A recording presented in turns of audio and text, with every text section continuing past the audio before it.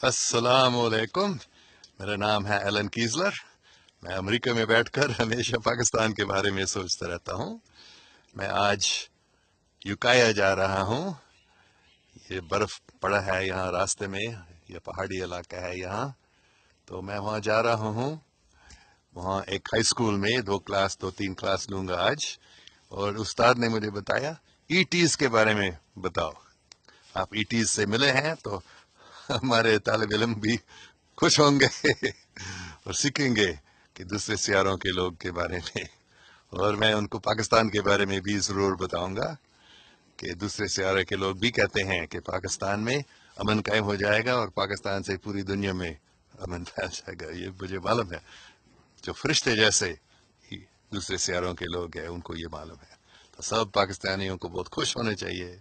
पाकिस्तान में ऐसे बर्फ नहीं पड़ता है, शायद क्वेटा में और स्वात में, मरी में, लेकिन हम पाकिस्तान में आम जगहों में नहीं।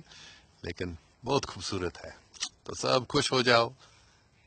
पाकिस्तानियों को खुश रहना चाहिए क्योंकि पाकिस्तान में, मैं बार बार बताता हूँ, अमन कायम हो जाएगा। मोहब्बत, इंसाफ, सच्चाई, भाईचारे, दूसरों की खिदमत, ये पाकिस्तान में आप सब कायम करें और फिर ये पूरी दुनिया में फैल जाएगा। अल्लाह हाफिज।